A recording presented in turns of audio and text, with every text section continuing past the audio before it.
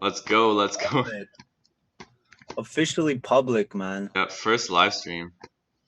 First ever. But like, how does this work? Like when you see, I there we go. have no idea. I'm gonna message Cyberworld, see if he's down to get in on this. Just Yeah, you kidding. should. No, but the thing is, I think he would have to like get the same program as us because you know how complicated it was to There we do. go. We got some people. Hey, what's up, guys? What's going on, guys? ACB. So yeah, we saw ACB tank in the morning. What do you guys think? We were up to $10, and now we're just peeking our head above the green. Hold on, I'm just messaging. What's up? So FML is what? Fuck my life. What's going on, Narciso Romero? I know, right? It's a tough one. ACB's been screwing people left and right to feed their bottom line. Hello, CJ Cooler. So, how are you guys tuning into the conference call? ACB. Please just keep talking. All is good. Okay, well, this morning Aurora went up to $10.15. I know, right? For like a split second. And pretty much immediately after that, Aurora had a massive sell-off, and now we're sitting at about $9.26. If I check on my bank, I think it's lower than that, or it might be around the same. Oh no, it's a bit higher in my bank right now. Yeah, ACB is currently trading at 945. And pretty much all the companies followed through with that. So Yeah. the whole marijuana sector is red. Let's see if there's any company that is not red. We saw Actually Hexo up. pull up 5% already though. Tilray is the only company that seems to be in the green. Yeah. Yep. I can. Oh no, that's. Let's see what else. Maybe some of these penny stocks are doing good. Yeah, Pure is. I know who goes in the red from a good report. It was pretty annoying. It was pretty annoying to see that stock sell off. How many people you got in your live stream right now? I have 6 people watching. I've got 90. Wow, man. 8 people watching now. What's up, guys? I know all the cannabis companies are down. Jeez, it's annoying. But I we're know. seeing ACB in the green now. Finally, I mean, Well, I'm looking at tradingview.com and they're down 1.5%. So really, I'm I'm on my BMO live streamer right now. So I feel like the numbers that your bank shows you is not always the most accurate. morning, guys. Morning. So we've been trying to find that press conference call. Yeah. Who here knows where to get a link for that press conference call? And it's okay, CJ Cooler. At least you stayed to watch. Thank you for showing up, CJ. We're talking stocks right now, but Elizabeth wants to know crypto or stocks. You know anything about crypto, Aaron? Anything you want to talk about Are you crypto? sharing screen? I should be. It looks like you guys see me, right? You guys see me fine, everything? Because my stream's not it's not streaming anymore. Can you just What in the world is happening in this stock market? Honestly, Whale, Aurora did report pretty decent numbers. yo And investing hustler, can you stop sharing your screen for a sec? I can't, man. People are here. Just kidding. Why do you want to stop sharing? No, because it's like not allowing Oh, them it's to that see us. Departures Capital fell down. Someone just said that. You can't show it again? Yeah, Yeah, people are coming here. Yes, they left you and they're coming here. bro, that's not I joke, cool. I joke. Yeah. They can't. No, okay, but this is what happened. So Aurora had a nice morning, a nice green morning, Uh-oh. and everyone just collected profits. Maybe Cyberworld shut down the market because he sold 20,000 shares. Is it working or Sorry, guys. no? No, no. Oh no, Elizabeth just said he sees you. I I see him on your stream, but not on his. Wait a sec. So, are you sharing screen still? With OBS. No, no, no. 1 second. Let's try this again, guys. Sorry, we're on. having some technical difficulties. By the way, this is both of our first ever live streams. Yeah. So it's probably not going to go as smooth as we want it to. Yeah. But thank you guys for showing up. I'm surprised there's this many people. I was I don't know. expecting like 2 people to watch. Yeah, I don't know what's up with Zoom right now. Zoom's tripping. How are Okay, maybe that's better. I don't know. Yeah, that should be better. Sorry, guys. I hope. Jeez. Yeah, they should be jumping, but I think it's just a lot of profit taking right now. People are Sorry, not guys. feeling too Can confident in the you marijuana see industry. me? My And God. what was their gross revenue? 30 million, 29 point something. Is that better? When you compare that to a market cap of 8 billion, so 30 million gross revenue and a market cap of 9 billion. Oh man, why did the naughty button come out? Okay. Aurora, oh yeah, on top of that, Aurora is getting sued. Thank you for that, Elizabeth. I I think know. sued by Okay, guys. That's better. Med Sorry, Relief for I'm back. 10, yeah, Med Relief, I think. Oh, who's suing Aurora? Was it Med Relief? Um, Oh, uh, I got a copy of the press conference. We could listen to that. this is naughty business. Is Perfect. it You working guys can for see you me or now. not? Okay, sorry about that. I don't know what the heck happened there. My thing's tripping out. Here, we could listen to the press conference. Yeah. I think so. Hold on a sec. I Cyberworld. wanna Shout out to Cyberworld. If you guys are not subscribed to Cyberworld, check out his channel. shout out to Cyberworld for crashing Aurora's stock because he sold Yeah, too many shares. he sold 20,000 shares, and immediately after he sold those shares, Aurora went down. Oh my goodness. That's funny. Jeez, yeah, Aurora dropped like 6%. We're just peeking our head above the red right now, up 0.3%. But hey, it's faring a lot better than some of the other stocks. Uh, webcast capacity is reached. We won't even be able to listen to it. What do you mean? This webcast has reached the registration capacity set by the producer and it is no Oh, longer accepting registrants. If you have previously registered for this webcast, you can log in using your emails. This is for the first quarter press conference, should we which hit was it? at 10:30 a.m. and we can no longer listen to that conference. That's lame. It is pretty lame. Whatever. People don't care about the press conference. They just want to hear us talk about Aurora, I guess. Yeah, well, have you actually I did make a couple buy orders. None of them went through. I'll let you guys know all the orders that I've placed. Just hit it. Okay, fine. Yeah, I've made a lot of naughty orders. So these are all Canadian prices. So I put an order for T God at 375. I bought 500 shares. I put an order for XLY at 92 cents. I put an order for Cron at 1045. I put an order for Hexo at $5.60. And I don't think Aurora will go What's down up? this low, but I did put an order for Aurora at $8. So I haven't bought any shares yet, but I just put in some orders just to see how Hey, low what's this up to market. Instagram? Oh, how many people you got? I got 238 people watching.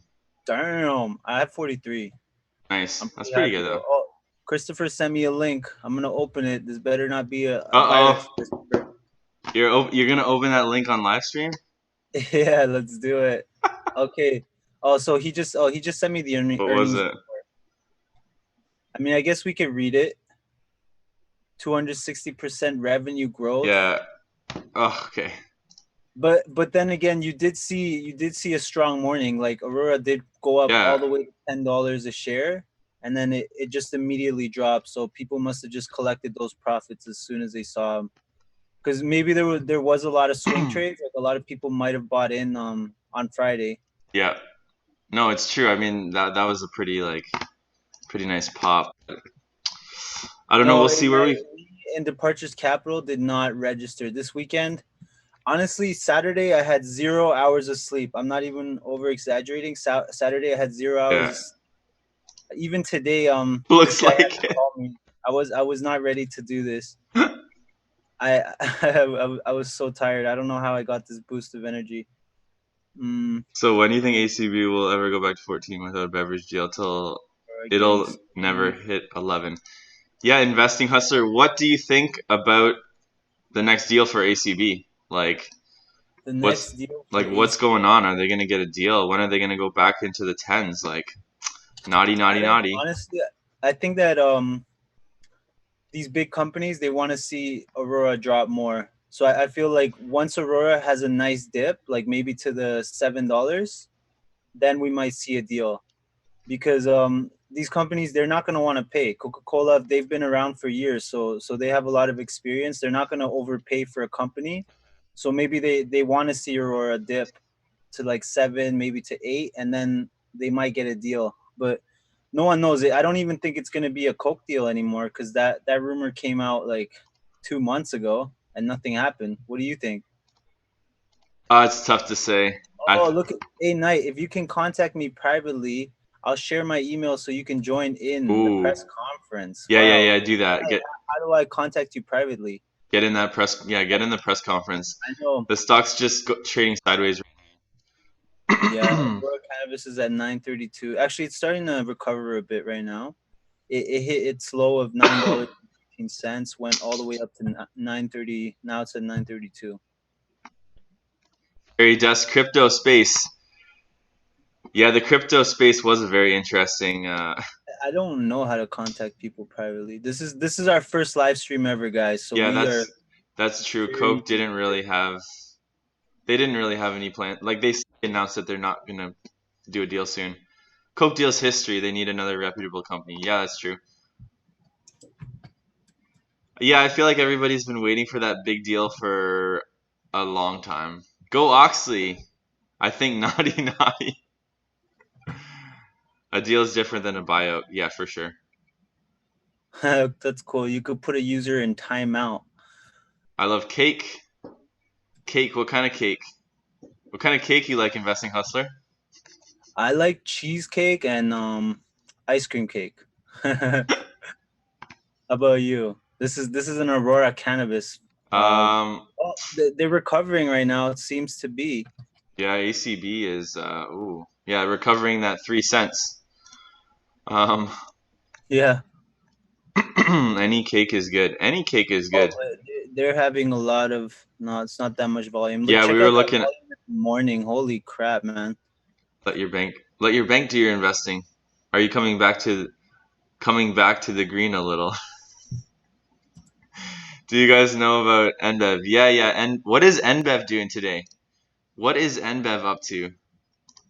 Because they tanked like crazy. I think A Knight's a hero. He just sent me the live stream. Cannabis retail stores. You Oh, guys hear perfect. that?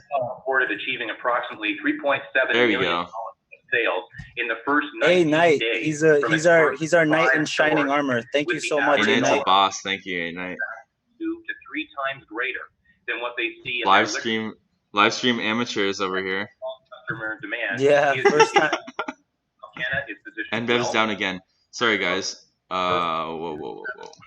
in Alberta in the Free first year market should have sold. and is targeting expansion in provinces where regulations What will permit. Aurora stock be at the end of the week? Warlord. I'm pleased to say that while we capitalized on the I wish I knew, man. I wish I knew. Do you guys hear this or we have no? continued to service our core medical Starting to think cannabis. ACB is a great pumpkin is never showing up. Pretty amazing. Yeah, I know. They started up 7%, We held down negative 2.5%. while building up inventory for the consumer market. So Namaste. Do you have any Namaste investing hustler? Canada is I have exciting. Namaste, but At our I core, didn't buy however, any. we are a So medical company striving to Pacey help patients said in Canada I bought and ACB in the internationally. high tens. Should I just To sell at a enable us loss to or meet try to demand recover from the money all markets, elsewhere, or ramping should up I ride it out production until I continues to am be top green? priority. In the Stop quarter, talking so we can hear. production compared to the prior Bro. quarter The thing is, I can't really give you 126% advice, but to if that almost were me, 5,000 kilograms, I would just and nearly average down. quadrupled I would compared not to last sell at a year, loss. That's driven by because the I addition hate of selling the at a Canamet loss. and But Meadowleaf everyone facilities, has a different as well as situation. the Some first people might harvest want from to. Aurora Sky and Some people Aurora might need Oak. the money. Some people Presently, have the we money to have keep 8 averaging facilities down. with So operating it all licenses depends and on your 6, including situation. Aurora Sky, with a sales license. And we're progressing toward our first harvest in Denmark. They're trying to listen to the call. Here, let's just listen to the call for a bit. I'll type instead. Per year, and will play an integral role.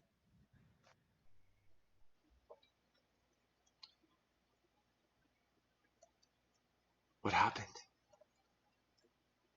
What happened to the?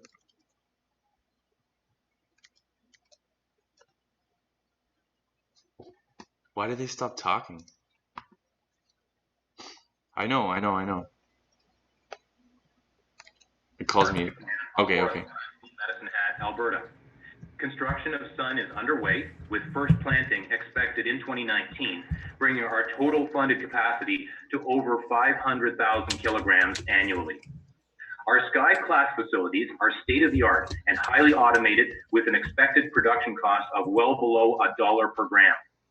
These low costs, while delivering product of consistent, high quality, are a function of the yield and production efficiency technologies implemented to an extent not seen anywhere else in the cannabis industry. Extensive automation, including robotics, delivers economies of scale, while on the energy side, we're harnessing the power of the sun, and we capture excess heat for reuse.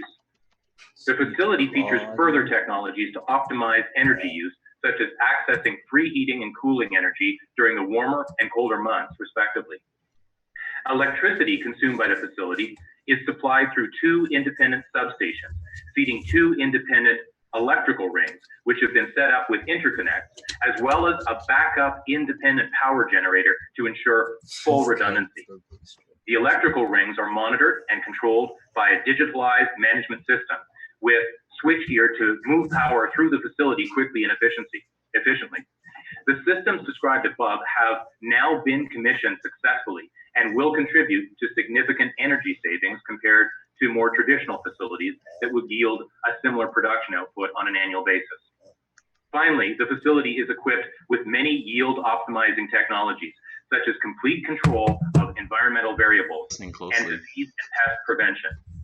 All of this makes the Sky Class facilities the leading cultivation facilities in the world to produce large quantities of high quality product at low cost, targeting our rapidly growing markets at home and across the globe.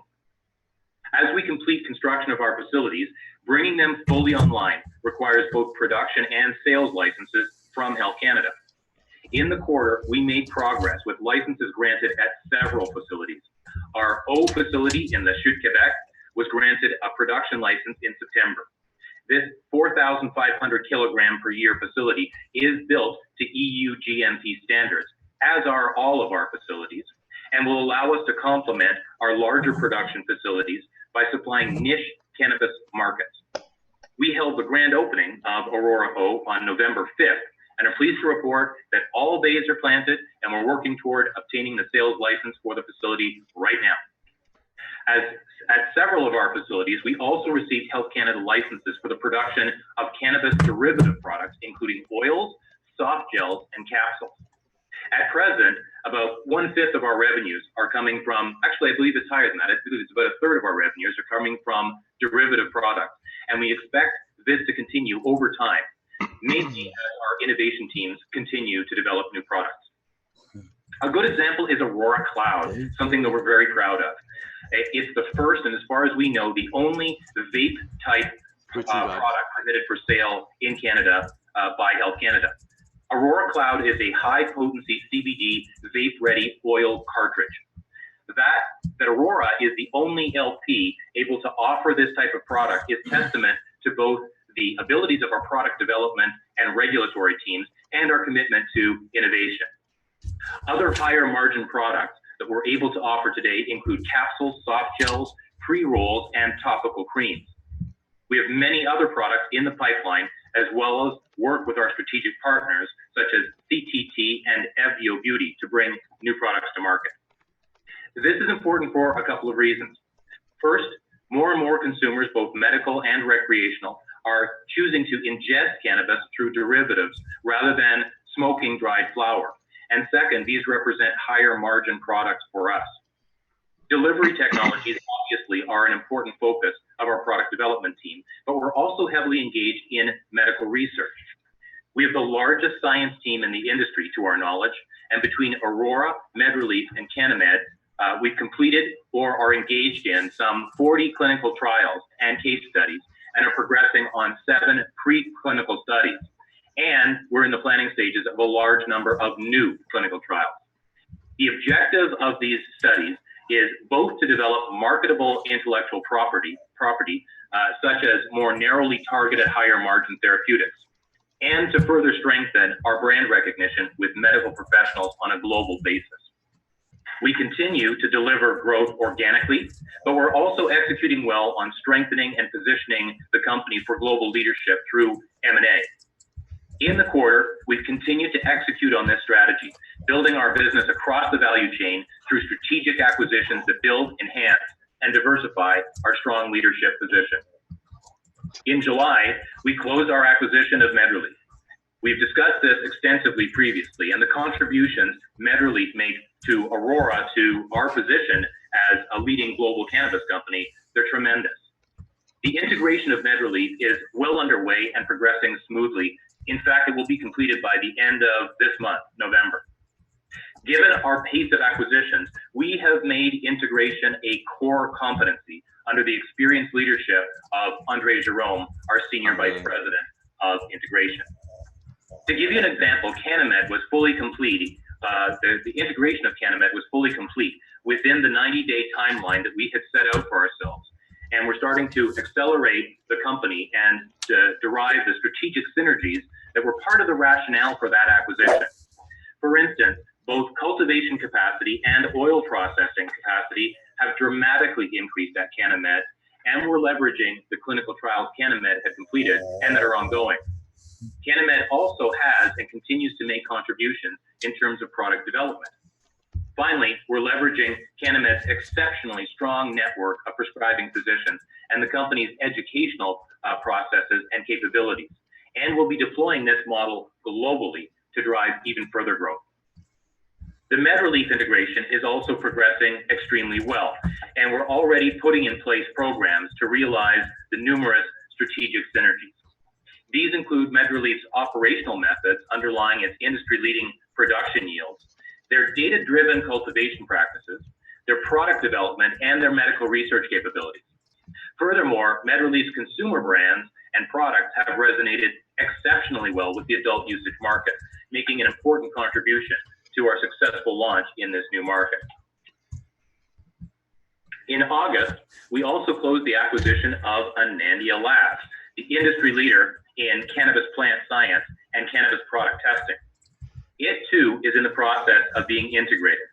The amalgamated R&D teams from Aurora, Cannabis, MedReleaf, and now Anandia provide us with the leading research team in this industry and an enhanced ability to generate higher plant and oil yields, introduce new high-margin products, and more effective patient solutions, all part of our innovation efforts through the value chain as described earlier.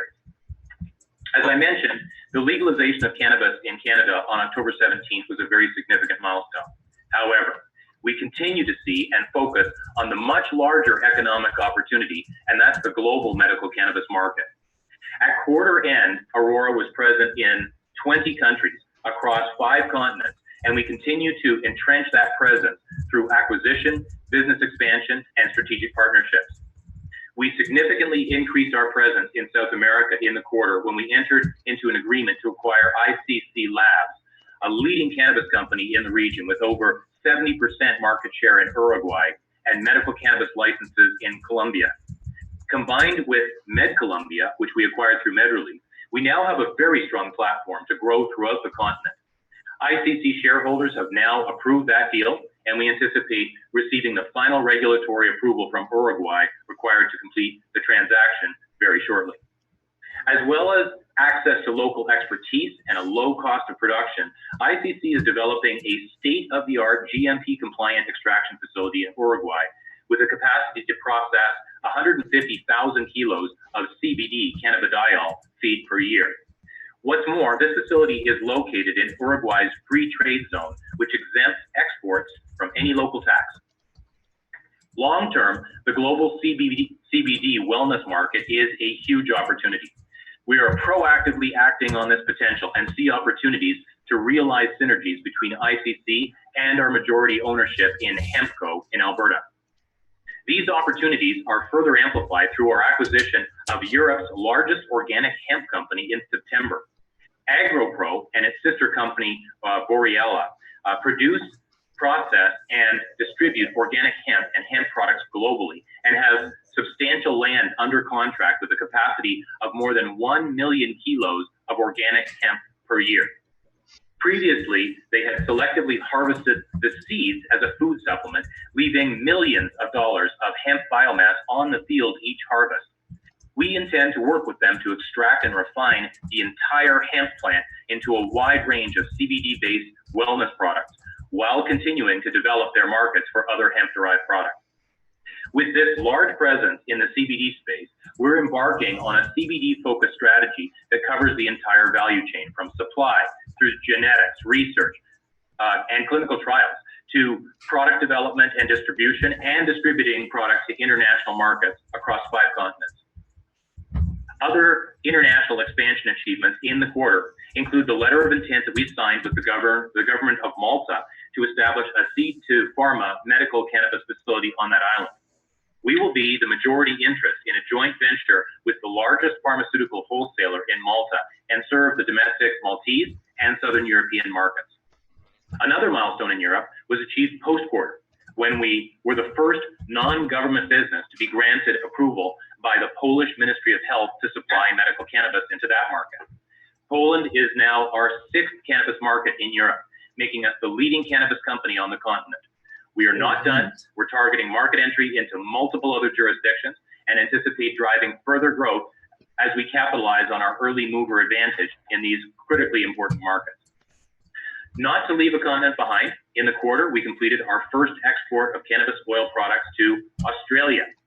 The product was supplied to medical patients by our local partner, Can Group, who've also received plant genetics from Anandia to enhance their cultivation program, while they're also in the process of developing an Aurora Larson project design cultivation facility with capacity for up to 50,000 kilos of cannabis annually. Can Group's long-term plans include export, and the facility is being located at the Melbourne International Airport. As you can see, the first quarter of fiscal 2019 was very active and very productive, and also for Aurora, kind of business as usual. I'd now ask Glenn to discuss the financials for the quarter. Glenn. Thanks, Ken. Good morning, everyone. Aurora's financial performance in the first quarter of fiscal 2019 reflects achievements and quite gratifying progress Cam just described. We had very strong quarter-over-quarter revenue growth, with extract-based products continuing to comprise more than 31% of our cannabis revenue, resulting in a healthy gross margin of 70%. This quarter included just over 2 months of MedRelease results, consolidating from the acquisition date of July 20. Overall, revenue increased to $29.7 million for the quarter, up 55% from Q4 of fiscal 2018 and 260% from the same quarter in the previous year. Revenue growth was mainly attributable to much higher patient numbers and increased product availability following the acquisition of CanAmed, continuing development of our international markets, and the first glimpses of the impact of the Canadian adult use market. On a pro forma basis, including MedRelease, Anandia, and AgroPro, as though they had been acquired July 1st, 2018, revenue would have been $35.8 million, reflecting a 333% increase in revenues over the prior year. As I noted a moment ago, consistent with last quarter, extracts represented about 31% of cannabis revenue. A year ago, oils were 20% of cannabis revenue. We expect the percentage of sales attributable to oil and extract-based products to increase in future quarters as new products are introduced, including Aurora's recently licensed soft gel capsules. The inclusion of MedRelease results had a mixed impact on selling prices. The average net selling price of medical dry cannabis increased by 37% this quarter due to MedRelease. You got a halo on your head. I got a what? People are saying you got a halo over your head. Cannabis extracts decreased it must be that light. as we integrated MedRelease extract pricing. As Cam noted earlier, we were well prepared and had a successful launch into Canadian adult. Just a dude. Thanks, bro. And shipping cannabis to provincial wholesalers at the end of September, and recognized a small amount of revenue, about $600,000 in Q1 2019. The only rain I'm going to be making are all the tears on ACB because so much. Since then, we have been pleased with our performance in this market to date, both in terms of market share and average selling price. Post-acquisition, rapid improvements in Canamed's facilities and production methodologies resulted in a 25-cent or 15% decrease in our cash cost to produce a gram of cannabis, dropping to $1.45 from $1.70 in the previous quarter. As more production comes online from Aurora Sky, we expect production costs per gram to continue to decline. My stream just stopped.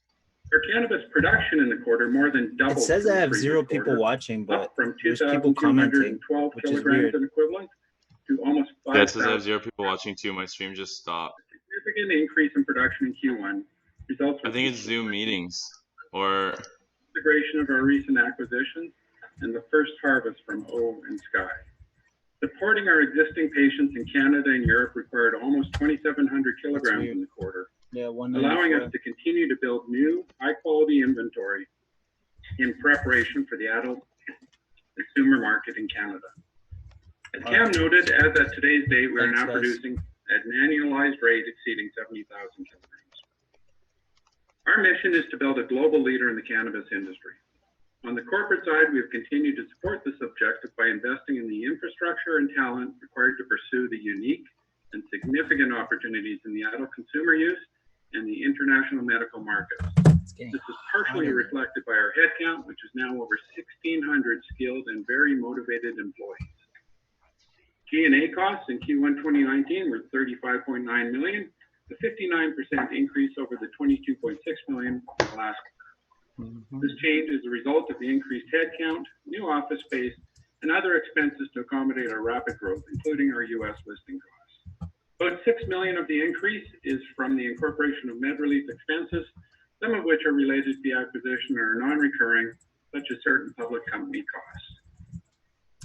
To establish strong brand awareness in advance of the October 17th adult use legalization, we invested in a significant number of marketing activities. We also continue to build out our internal sales and marketing talent and capabilities. Overall, these expenses increased by 99% to $29.4 million from $14.8 million in Q4 2018. Over 80% of the increased spend was directly related to the October 17th launch and is non-recurring. As you are aware, the scope of marketing has been significantly curtailed pursuant to the Cannabis Act as of October 17th. So going forward, we expect our sales and marketing expenses to be quite a bit lower until regulations, if and when they do. Innovation is also crucial to our objective of building a high-margin business in the global cannabis industry. As markets develop, there will be more consumer demand for customized strains, new delivery mechanisms, and also continued internal productivity initiatives such as higher yielding strains and techniques. The combination of Aurora's R&D team, along with those of MedReleaf and Anandia, have given us unsurpassed science and product development capabilities. Work on these initiatives, along with the process improvement and enhancement efforts at Aurora Sky, have resulted in a healthy increase in R&D expenses compared to the prior quarter. With our industry-leading science and product development teams working extremely hard, we expect our investment in research and innovation to continue to grow, although not at the same pace as our revenue growth.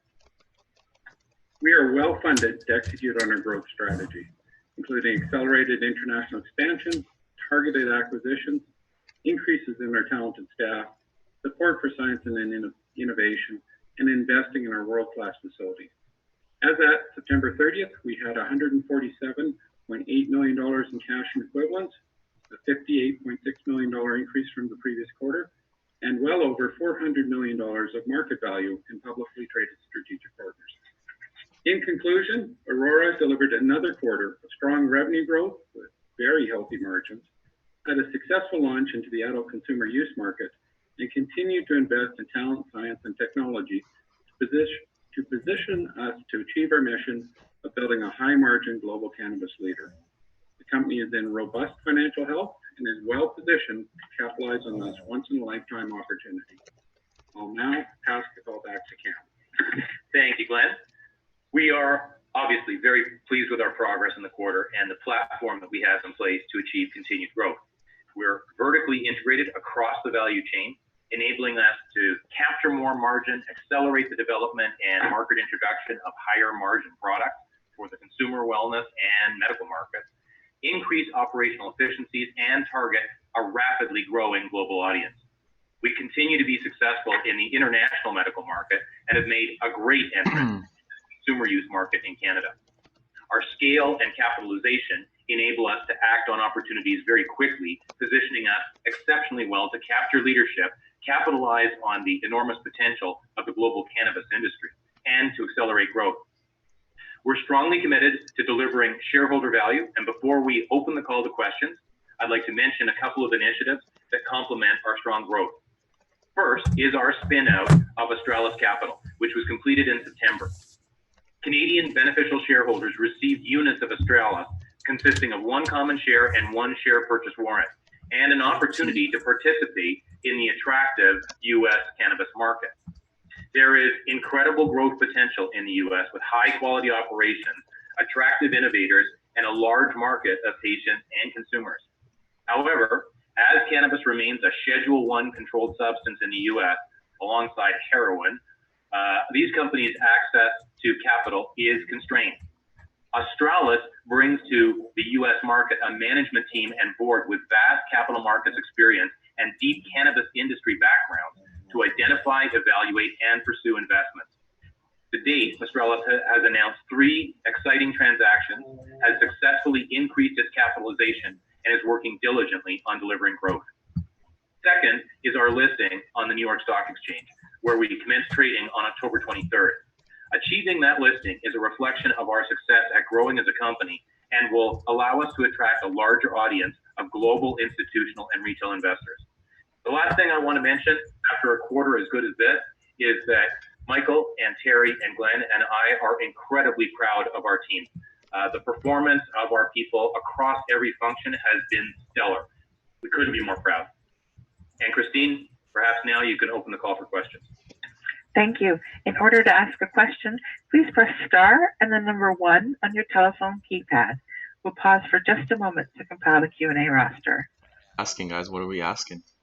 Your first question comes from the line of Tammy Chen, BMO Capital Markets. Can I ask Your a line question? is open. Let me see.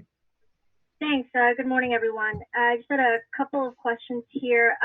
First is just to confirm your 70,000 kilogram run rate. So I just want to confirm, how should we think about that? Is that, so fiscal Q2 is essentially the 70,000 divided by 4, that will be your production, or will it still take you some time to get there given the harvest lead time? So that is very specifically our annual run rate that we've achieved, and it's comparable to the $45,000 figure that we cited in our last quarter. I mean, it will take us a while. That's the annual run rate, but it will take us a while, and we will ramp up. Now, the other thing to bear in mind is this is a moving target. So by the beginning of calendar 2019, we're looking at in excess of 150,000 kilograms annual run rate. And then we're targeting by the beginning of 2020, that's when we're targeting about 500,000 or 500,000 plus. I don't think it'll go up today. Maybe at the end of the day. It's an excellent question. We're right in the heart of this ramp up. We're right on the curve. But you're right. I mean, those are bays that are planted and growing and in production. But the harvest cycle, you're not going to see that level of harvest in Q2. So, you know, they're planted, producing. It does take a couple of months to grow, a little bit of time to dry, harvest and dry. So you're really going to see that level of production coming towards the end of the quarter as in terms of harvest and availability to the market. Okay, got it. Thank you for clarifying that. The second question is, you know, obviously you've supplied in the first 2 weeks of October, but could you talk about now we're past October, you know, your ability to supply with the inventory you've got on hand and production coming on, you know, in terms of how much you've committed to the provinces going forward and your ability to supply that going forward. We've also heard that the provinces are taking products from any producer that has, And I'm wondering, could you speak to if you're in a position to also be able to supply more than your original commitment should the provinces come around asking for more? We will be, but remember that we're in the process of ramping up right now. We just got the sales license for Sky. That's great. We've got additional harvest coming out of there. We're anticipating our sales license at Aurora O very soon, and we're having our first harvest in the next couple of weeks. So we will be able to ramp it up, but we can't make commitments like that. I understand what you're asking because we've heard the discomfort of provinces who across the board have not been able to achieve a sufficient supply. We think have done better than other companies and some of our peers. We will be ramping up. We'll be able to pick up some of the slack soon, but we can't do that immediately. Okay. And lastly from me is, could you talk a bit about how your wholesale pricing in the adult use market has been, your positioning of products in good, better, best? Tammy, what I can say rather than good, better, best is that our average pricing is above what you would expect just for dried cannabis. Don't forget we're selling capsules and oils and pre-rolls, and all of these are at a higher price than just dried cannabis. So to date, and that's, this is a very small sample size, but to date, we're averaging a little over $5.50 a gram or gram equivalent. You can extrapolate what you want from that. We'll see. I think we need a longer sample size. We need to see as the strong demand from consumers persists, and as we've demonstrated high quality and the ability to supply, this is an ongoing negotiation with the provinces. So those that can supply with high quality and consistently may be able to demand even higher pricing than we're currently getting right now. So it's very initial stages. As I said earlier, we're very pleased with our ability to supply and the pricing on average that we've gotten to date. Sure, just to add to that, it's Terry Booth here. The other factoid that is coming around the corner is product development. And as we put more gel caps on the shelves, more $8.97 cartridges on the shelves, and other product developments that are coming down the pipe, you'll see an increase in the price per gram that we're garnering from these provinces. The demand speaks for itself, as Cam reiterated. There is a high demand for the Aurora Med Relief product in these provinces. The provinces initially wanted everybody to come out sort of flat because they didn't know really who had the champagnes and who had the bubbly. And certainly we feel that we have the champagnes that have in the medical system, and that will eventually Barry's got the champagne due to higher pricing in the provinces, without a doubt. Okay, those are all my questions. Thank you. Thanks, Tammy. Not a Your problem. next question comes from the line of Martin Laundry from JMP Securities. Your line is open. Hi, good morning, guys. Good morning. My first question, just to clarify, you're talking about Ontario having 30% of the total supply. Is this 30% of the sell in, or is it 30% of the sell through? As far as we're aware, and as you know, it's hard to accumulate the data, but this is the actual sales of cannabis into the Ontario system, selling to the provinces, but their actual sales. So, Martin, it's again early days, but where we can get access to data, some provinces are more forthcoming than others at this early stage. Our market development team has been looking under the covers, trying to get insights into what's moving, what's not, how we're doing relative to the other folks, that type of thing. So that's their actual sales. It looks to us like we achieved about 30% of the Ontario sales, to date. Well, okay. And, to your knowledge, that 30% share in Ontario, is it representative of what you have in the rest of the country, or did you over-index in Ontario? We don't know.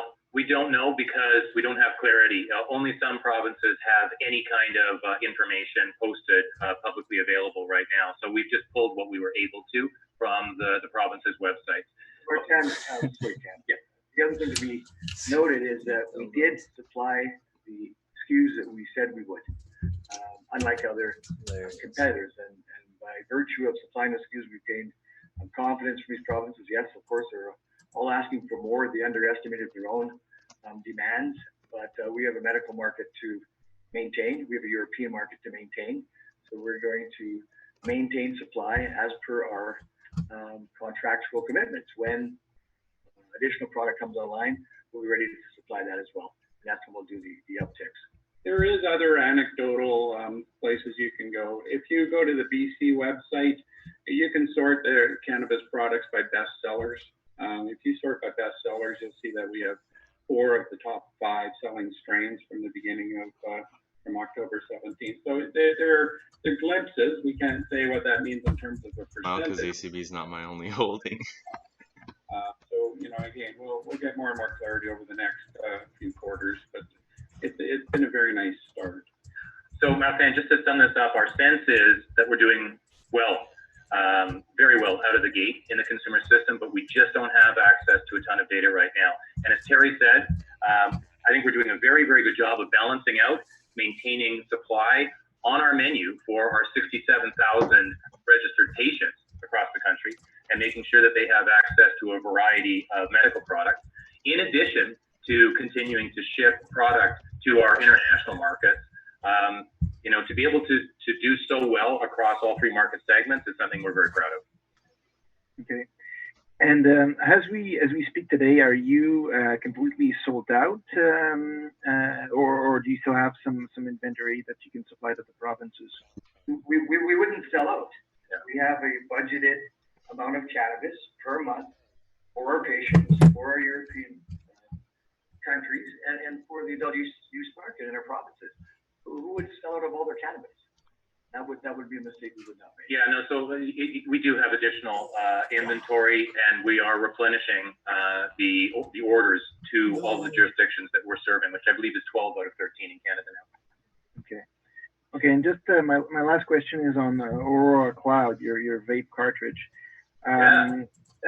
Is this going to be potentially available for the recreational market?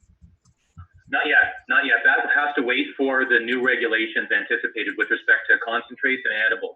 Now, the one thing to remember there is the Cannabis Act itself says that those regs allowing for those products to be sold have to be in place by 1 year post legalization, so October 17, 2019. But we don't have to wait that long. And my suspicion is, given that if you know what else is happening in October 2019, that is the federal election, I suspect that we'll see regulations allowing for at least some of those products and maybe all of those products coming sooner than a year from now.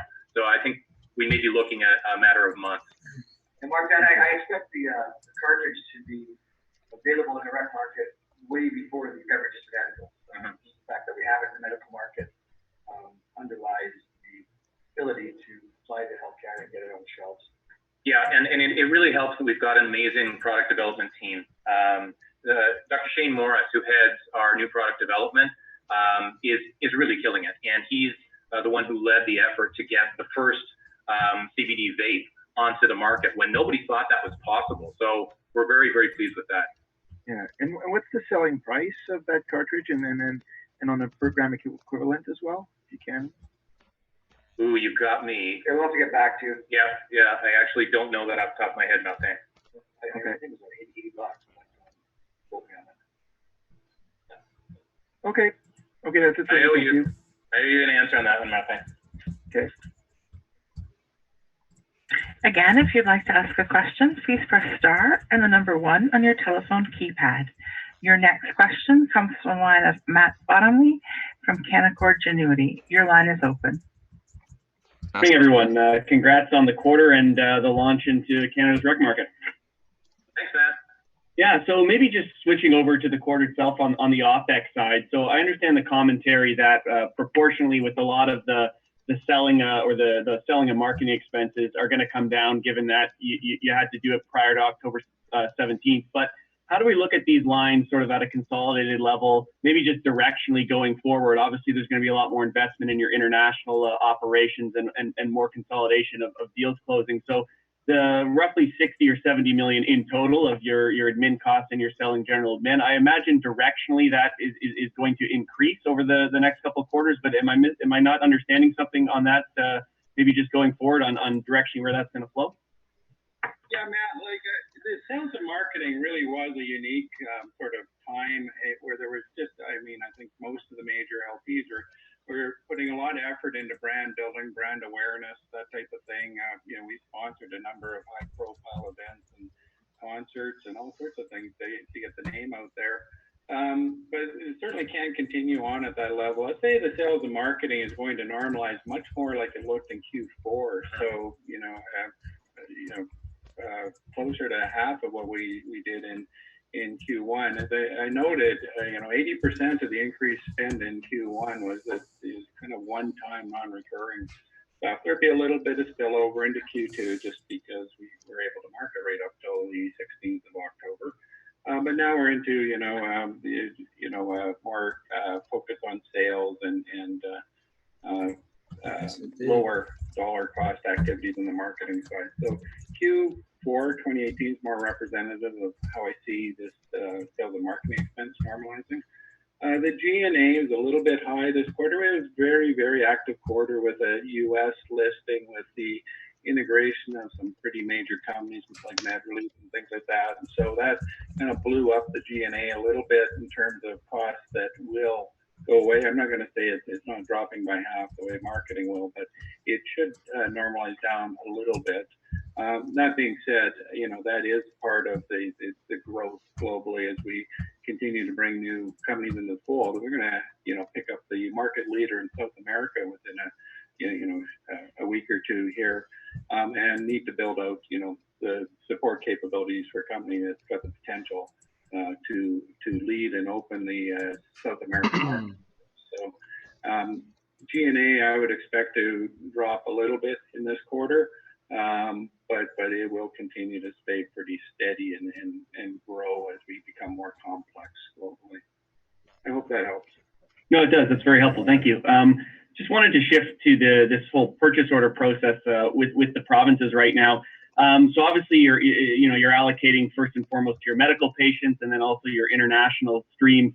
With what's left over for sales into the Canadian rec market, is it fair to say that the provinces are buying whatever's offered to them? I'm assuming there has to be some sort of level of minimum commitment, but is it month by month right now, or how are these provinces actually taking product and communicating how much visibility there is on what their ordering might be? It's I would say it's all over the map. The provinces all have different systems in place. Our production team has told me that we could sell every gram we produce up until the end of June. Every single gram that we produce, if we wanted to, into the adult usage market. So, as I said earlier, we're tempering it. We're meeting our commitment, and when we have extra supply, which we will start to ramp up supply from Sky, we will allow that for sale in the adult usage market. Remember that the medical market and the European market fetch us more dough. Full stop. Yeah, one of your questions is, will the provinces take whatever product's available? Yeah, I think they would. And the story there is an excess of demand over supply. So I think they're taking whatever product they can get from whatever producers. From our perspective, we do have commitments to our provincial partners, and we're going to go all out to meet them. But one of the things that I think that we're doing exceedingly well is that product allocation among the three market segments. We're not leaving our medical patients twisting in the wind. We're making sure that they have access to the range of products they need. Still, we've launched, I think, quite successfully into the consumer market. And what we found is that our products are very well known. So the brand awareness is there, and that suggests that some of the sales and marketing efforts that we made over the past quarter have actually borne fruit. And then at the same time, we're opening up additional markets around the world. So that product allocation, I think, has been outstanding. And by the way, I just have a note here with respect to Aurora Cloud, Martin's question.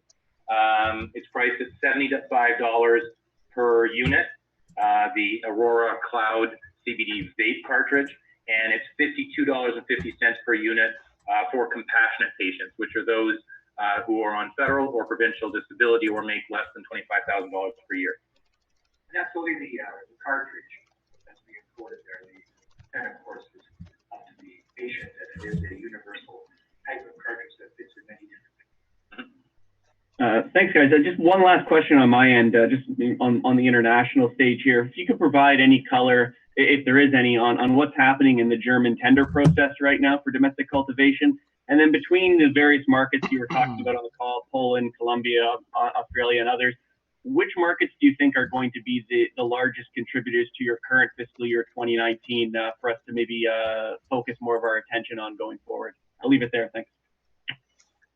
In our opinion, certainly the EU is going to be the front runner amongst those nations that you mentioned. As far as the German tender goes, we're quite happy that it's still not out.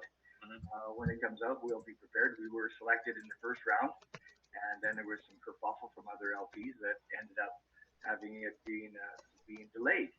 But we're quite happy to continue to be the leader in Germany and actually widening that gap between others. It's a difficult country to get into. It's you have to EU GMP compliant. The hurdles are high, and as you've seen, there's not many being able to sell cannabis in Germany, and the ones that have don't have the proper distribution channels that set up yet. We were ahead of the game in the acquisition of Medanios, which is now Aurora Deutschmark, I believe. Deutschland. I'm gonna get kicked in the place. I'm in big trouble. But yeah, it's the EU for now for sure, and but we're not turning away on any of our other nations. I think South America. You saw what happened with Mexico. That's moving very quickly. We've been in discussions.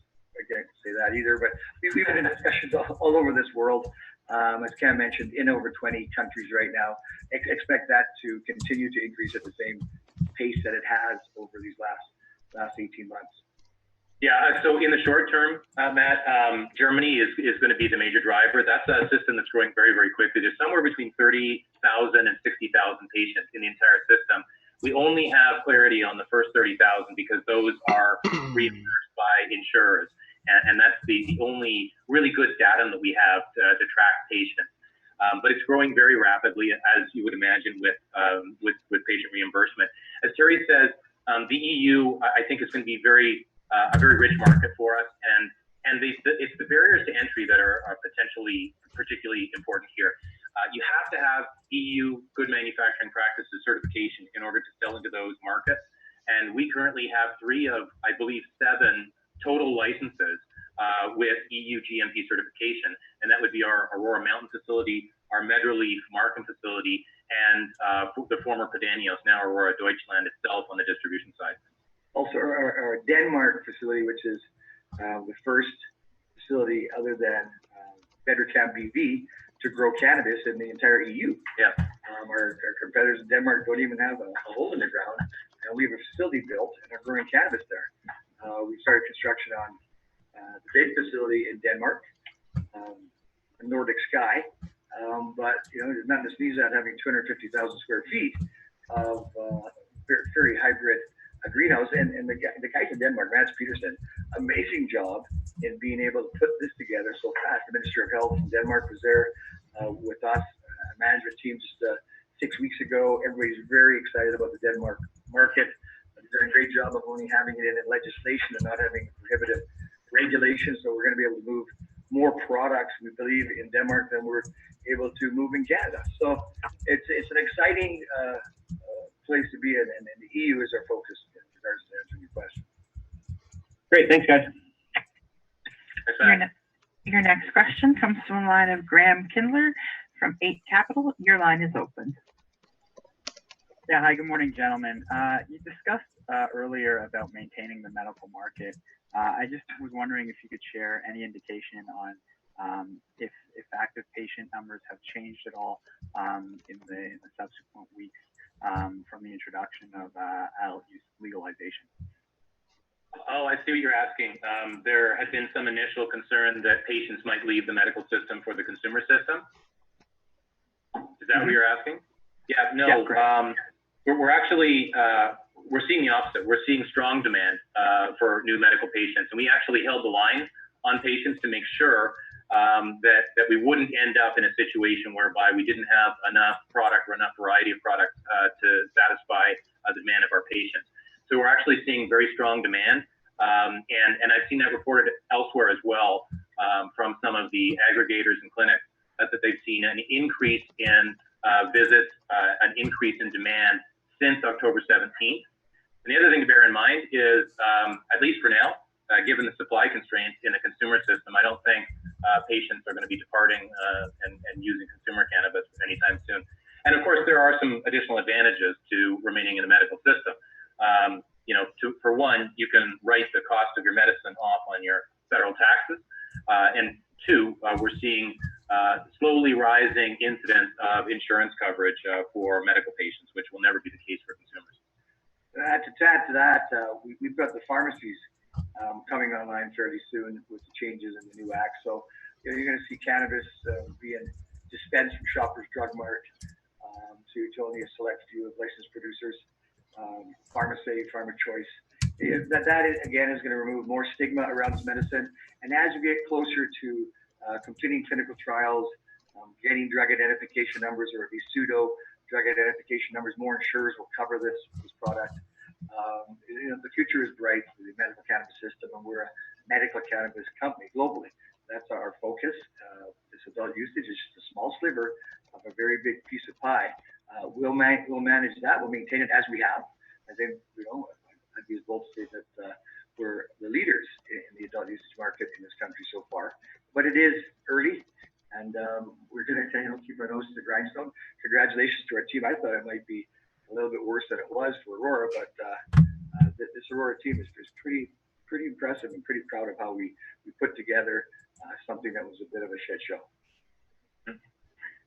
Okay, thanks. And my other question here, gentlemen, talking about AgriPro and other hemp and CBD initiatives, can you give any comments surrounding what Aurora's thoughts are with the pending Farm Bill in the United States and what the opportunities might be within that vertical?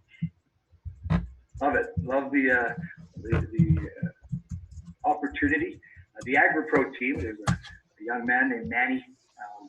Spermantis is his full name. I call him Manny. He's a top-notch professional. He's going to be incorporating more upgrades to the organic supply in Europe, and it's quite a significant supply. The CBD market is really what you're speaking to, I believe. The hemp market, I've been quoted as saying, it's going to be perhaps larger than the recreational use cannabis market in 20 years because of its full utilization. It's a food, it's a fiber, it's CBD, as well as it's used for plants and for your pets and for animals, and it doesn't have any intoxicating THC. Well, just a little bit, but nothing to screw you up.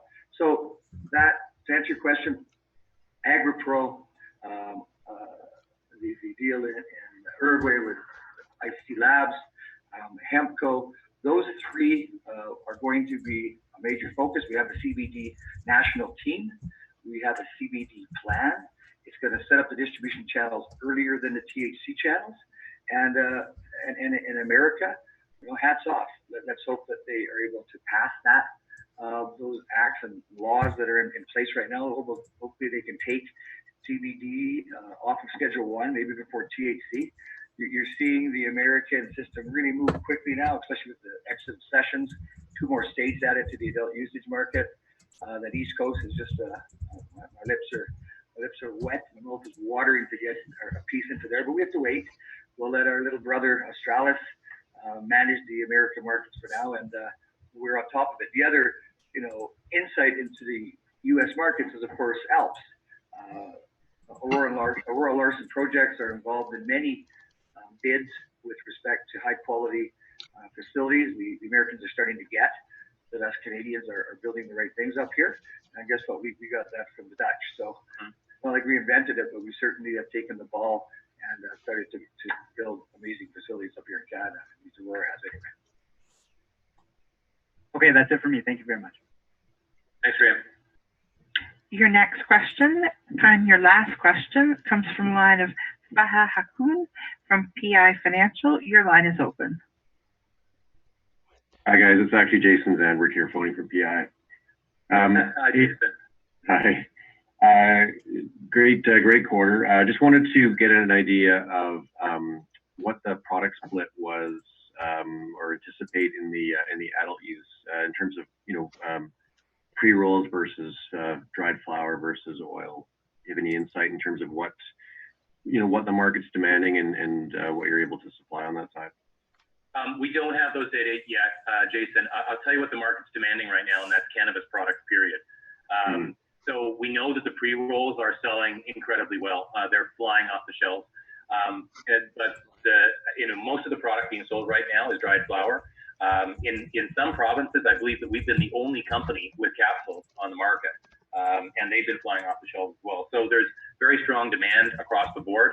I think if there's one that is an outperformer, I would say it's the pre-rolls, and that plays very well to our strategy because we've acquired a proprietary access to a proprietary system from Wagner Dimas that produces excellent pre-rolls with low wastage, and so we're quite bullish on that. And the nice thing about the pre-rolls, and it can't be emphasized enough, is these are value-added products. They're high-margin products. I mean, what are we getting for a half-gram pre-roll? We get a much higher price than what we would for flower. So we're excited about that. Okay, perfect. And just last question, your cost to produce came down nicely this quarter. With all the various facilities that are coming online going forward, where do you expect your costs to trend here? You expect it to go down more, or is there some fluctuations as some of these other facilities come online? Hey, Jason, what we've seen is we had a little bit of a blip last quarter when we brought on Canamed, and we knew we were getting something that had a lot of potential, but they weren't that efficient at that time in terms of production. So we've come back down. The cost per gram to produce at Mountain is actually lower than the average cost that we reported. And so both Med Relief and Canamed are doing well. We're bringing them down in terms of cost to produce, but they're a little bit higher, resulting in that average of $1.45. What will really impact this average is as Sky ramps up.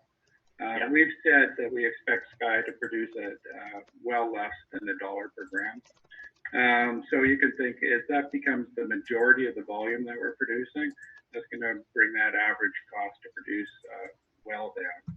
And I'm not trying to project any numbers for you, but you can add that. And that's why we're kind of being a little bit coy about that, the cost to produce in terms of the Sky facilities. But I'm very, very optimistic. I mentioned in my remarks that we're building a high margin global cannabis business. That's very important to us. So, on the sales side, of course, we're developing new products, not the higher contribution products that are in demand, pre-rolls and capsules and things like that. But certainly on the production side, we talk about efficiency and world-class production. Why does that matter? It matters to us because this is money that flows directly to the bottom line. This is our EBITDA. So saving 50 cents a gram on the scale that we're producing at and will be producing at is very, very important. So directionally, you can expect it to continue to decline as the volume from Sky starts to become a larger majority of what we're producing. Yeah, I'd add that at Sky, obviously our greatest efficiency will come when it's at full capacity. And so once again, like Clint said, I don't think we want to project out the next quarter right now. But I will say that the long-term trend is positive, and further evidence of that is what we managed to achieve at the Canamed facility. When we went in there, we knew that we'd find a good, stable, consistent production system, but we also suspected that the production method had not been, there hadn't been a continuous improvement committed to it. And that is, in fact, what we found. Since we got possession of the Canamed facility, we've actually managed to enhance yields by 40% already, and we're targeting even better than that. So, this is an ethic within this company, and it's one of the things that attracted us to Med Relief because we think that these, Aurora and Med Relief were the two highest production efficiency per square foot companies in the industry. And that commitment to continuous improvement is ongoing. And we put together an expert team from Aurora, Med Relief, and Anandia that is devoted specifically to continuing to wring greater efficiencies out of our production. And it's combining best practices from all those three backgrounds. Yeah, consistency of the grow is absolutely key to go forward. Our philosophy of controlling environment at the nth degree, our philosophy of incorporating automation is going to avoid crop loss. Avoiding crop loss is absolutely key in Aurora, and Aurora's never had a crop loss, nor do we expect that we ever will. Touch wood. But so far, so good.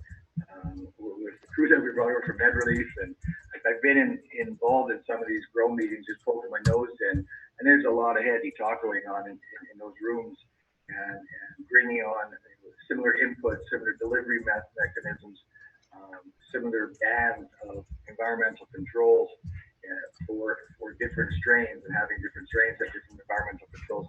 Pretty special, and not a lot of companies out there can do that.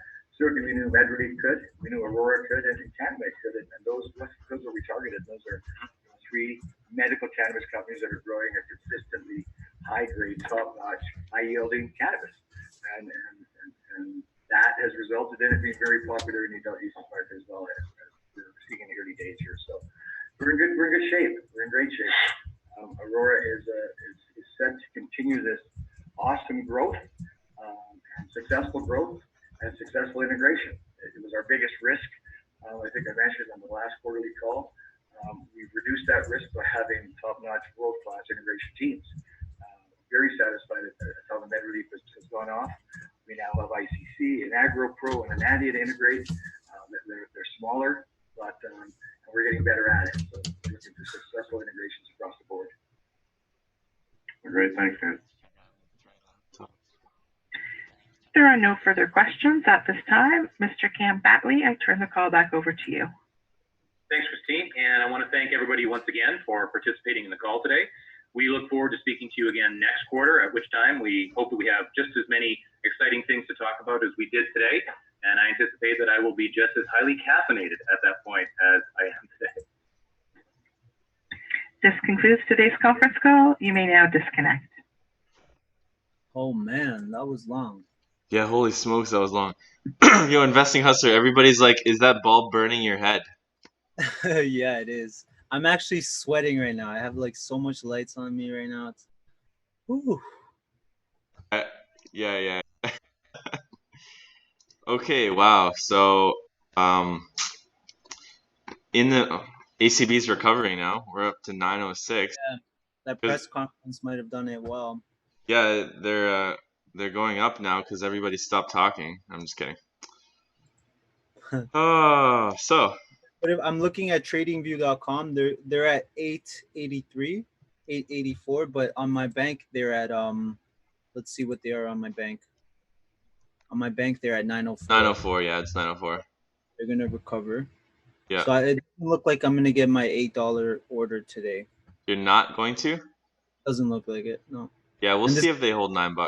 $10, by the way, because a lot of people get confused sometimes. I mean, the markets are selling off like crazy right now. I don't know if you saw the Nasdaq's down almost 3%. Yeah, apparently even Apple's down. Everything's down. The FANGs are getting crushed. Baba's down 2%. Tesla's down 4.5%. I mean 4.4. Yeah, Apple's down 4. It's good to see Apple under 200. I would like to buy Apple under 200 as a long-term investment. And they are officially no longer a $1 trillion company. Apple's now $970 billion. JD.com is only up 0.7%. That's surprising. A Chinese stock is up. Yeah, JD.com's up today. I'm surprised. Amazon's down. It looks like all the FANG stocks are down. Nvidia is down big. I actually would like to see Nvidia go to like 150. I doubt it though. That'd be a good buying. They need Cam to do the press conferences. I mean, I'm just saying. Yeah, I like the way Cam talks. The other people kind of like put me to sleep. You're talking about Cam Batley, right? Yeah, he's good. They need him to do that. Yeah. So Cantrust is suing Aurora for 20 mil. I mean, that's just a little drop in the water, but Organigram's down, Alethea's down. Yeah, it pretty much just seems to be a red day in the market. Yeah. So it's even though they had good earnings, it's just the market's just bringing them down. Everything's down except for like the few oddballs. Tilray's up 0.01%. 0.01%. Yeah. Okay, Canon Medical. Sorry about that. Canon Medical. No, it does look like Aurora is starting to slightly recover. We're seeing a little bit of a recovery. I mean, 908. We're only down 3% now. Yeah. I mean, I can see the markets. We'll see if they recover today. Nasdaq's down 3%. 3 full percent? Yeah. Wow. Those fangs can't catch a bounce. Planet 13. I did not read the earnings, so, but I don't think their earnings are going to be that great since they just opened their facility on November 1st. I think that next earnings for Planet 13 will be more important because then we're going to know how much they're making from that Las Vegas dispensary. But I hope Planet 13 goes down. It'll be nice to go under $2 so I could buy back all the shares that I sold because I did sell not too long ago. I made a video on the Planet 13 shares I sold. Where's Matt? Wait. See, this is why I've got 3 laptops, guys. I keep getting asked about 3 laptops, but I can't see the laptops. I mean, I can't see the comments. Can we get Cam on our show? That'd be sweet. I can't see the comments when I'm on another screen. Maybe Now I can. Aaron can do it. He just had an interview with the Don. If you could get the Don, then you could definitely get Cam. Yeah, I mean, I guess so. Yeah. Yeah. Don Carleone didn't really have much to say about the booming cannabis industry. He just told me not to talk about the family business, and that was it. Yeah, he seemed mad at you. Yeah, he was pissed. I'm not gonna lie. It was a hard interview, but I mean, at least we got him on the show. Yeah. Well, this live stream's been on for like an hour and 24 minutes. I know, this is crazy. My butt hurts from sitting so much. At one point, I had I think 215 people. So I'm surprised with the show out with the people that showed up. So thank you guys for showing up. Yeah, totally. I agree. Thanks everybody for tuning in. We try or maybe answer a few questions. Anyone has a few questions? Any comments? Yeah, it's crazy. There's still 330 people. Like, you guys like us that much? You just want to hear us talk about stuff? Thank you. No, you guys are awesome. Yeah, you guys are amazing. No, you're welcome. What's up, Jordan? You have a question? More live streams more often. I mean, they're fun and it's easy content. Everyone gets to talk, ask questions. So it's a good. This was actually our first live stream ever. So surprisingly, it did go pretty smooth. I haven't checked. With who's tied in with the mob, who knows? For shares, a few thousand shares of ACB. Oh man, where would you like to jump? I would like to buy Planet 13 under $2 American and Canadian screens. under $2. I don't know what's up with Coke. But I'm not sure if it'll. But I'll buy Planet 13 at $2. And if it goes under, I'm gonna put in a lot more money than I put in because I'm long with that company. Even if no it positions drops, in Canopy. ACB in 1 year, hopefully back to 15. But that's not guaranteed. It could continue to drop, which I don't mind because I sold off a crap load of my ACB shares. So I would love to buy back all my shares that I sold. I also made a mistake of selling ACB when I was trying to buy. Oh no, of buying. I forget. I made a mistake with ACB. Yeah, selling when I was supposed to buy, and then yeah. So I would love to see ACB go back down, which is weird because I love ACB, but I believe in ACB long term as well. Do you guys think the Santa Claus rally will start? No, Russ, yeah, no. What do you think, Aaron? The Santa Claus rally, do you think it'll start next week? I mean, we still got. It's not even halfway through November. I mean, we can see more. Yeah. We could see some more selling in the markets. So it's difficult to say right now because last year we had a sell-off in the late November. Yeah. Or I'm not sure if it was the beginning of December or late November. So it might change this year, but the thing is, I also do expect a sell-off at the end of the year because if you guys Google the January effect, you will know what I'm talking about. Usually by the end of the year, there's always a nice little sell-off, and then January markets pick back up again. And just Google it, the January effect, and you'll know what I'm talking about. Yeah. Yeah, either way, I mean, in a couple months, I mean, I hope to see ACB higher, but we'll see what happens. Yeah. How do you view your stock prices? Are they live or delayed? Well, I view them on a couple different accounts. I view them with my bank. So what my bank tells me, and then I also view them on tradingview.com, which I would say is it's like pretty up to date. It's live, and it looks like Aurora is dropping again on TradingView. Let's It's see. 909 actually. It's 909. On my bank it goes up, but now it's dropping on TradingView. So usually what that means is it's going to drop on my bank eventually. Really? I don't. Yeah, because I like to view both, and I feel like TradingView is more accurate, and then my bank is just placing orders that they're just catching up on the orders that were happening 10 minutes Could be. ago. It looks like ACB's going up though. It's weird. I don't know. 911 right now. Yeah, no, it's going up on my bank too. Yeah. I don't know. We'll see. We could see a recovery. I mean, they did not like that press conference though. Thoughts on HMNY? Do I even have them on my watch list? I don't think I could give 911, yeah, 910, 909. Helio. I don't have I could give you my quick thoughts. Okay, so they're a penny stock. So just like that. What's up, Steven? How's it going? And they've been downtrending almost since IPO. So this is a scary stock, but it does look like they've reached their bottom. So high risk, high reward. I personally wouldn't invest into it, but you could probably get a lot from this company. I mean, the stock's recovering after the press conference, so. The bank in is real time, and the BNN is real time. Yeah, I'm not sure. For this, I left this on business show. You could definitely highlight this on a business show. First buy was at 150. That's a good buy for ACB, $1.50. So you're sitting in the green for life. I don't think ACB will ever go below. What is that noise? Is that me? Do you hear that? Yeah, I hear that on your end. Technical difficulties. All right. Is there a dump truck backing into your place? I have no idea what that is. I think that's my cue. Just kidding. An hour and a half, guys. I'm surprised you guys aren't sick and tired of this.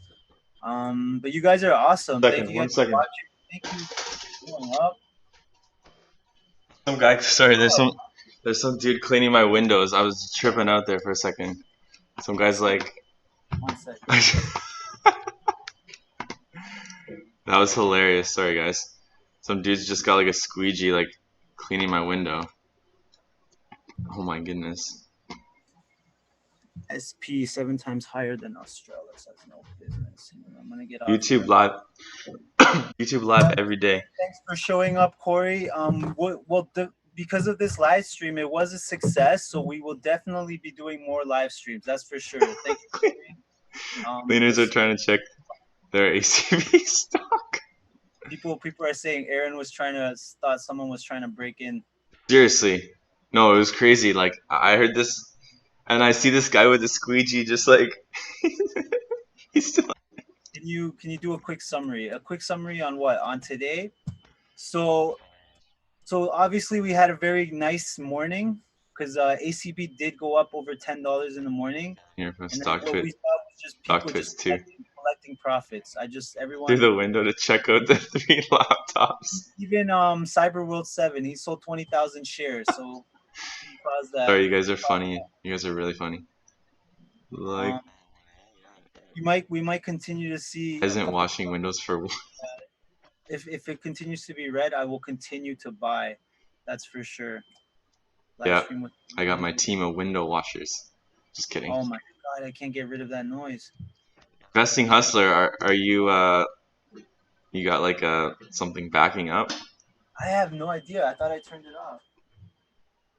There's like a truck backing into your place or something. Oh man, you got your smoke alarms going off. It was my smoke alarm. That's annoying. All right, well, you want to call it a day, Aaron? Or you got questions? People asking you questions? Or? No, it's okay. Yeah, his hair's on fire. They're saying. Yeah, my house is gonna be set on fire, guys. No, they're saying that you're. Shut. Oh my God, that's a good one. You gotta. Okay, this is too funny. Your house is on fire, dude. Hustler is actually squatting. Oh my gosh. Squatting? Yeah. No. Wait, time to switch to LEDs, bro. The bulb's too hot. Oh, trust me, I'm like sweating right now.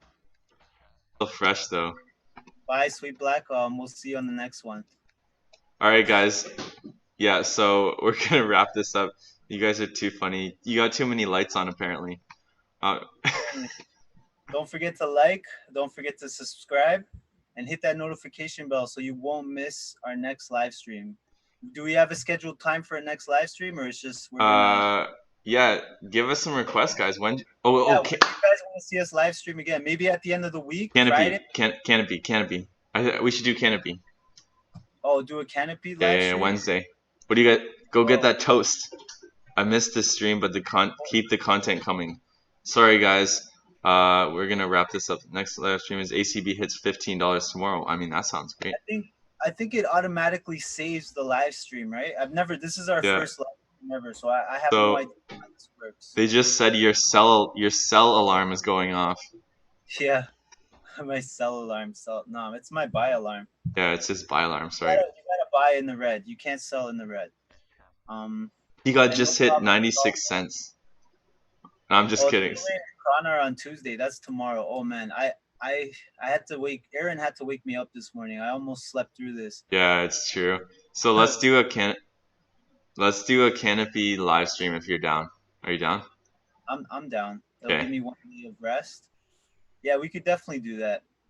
It's hard to leave. You guys keep talking, and I don't want to. I know you guys make us not want to leave, but I mean I wish I could stay on live all day, but I need some private time. We need some private time. I need to go back to bed. Investing Hustler's got to take a nap after this sell-off. It's back to $8.99. See, I told you it's gonna drop again. But now on TradingView it's going up. They're like the complete opposite, but it happens. Because it's delayed. Yeah, it is delayed. All right, I guess this is our cue, right? We should go. All right, guys, thanks for watching. Yes. Tuning in. Make sure to check out if you haven't subscribed, make sure to check out our channels. Investing Hustler, Departures Capital. Yeah, just to subscribe to both of us. I'll leave Departures Capital's link in the description, and don't forget to like. Don't forget to we already said that. Have a good day, guys. I don't even know how to sign out of this. I guess I just go to OBS and press stop streaming. I guess that's what I'm gonna do. Sorry, guys. We're out. We will see you guys live for Canopy on Wednesday. Wait. Where do I? Oh, okay. OBS. Okay. All right, guys. Have a good one. We'll see you guys maybe Wednesday. Bye-bye. Peace.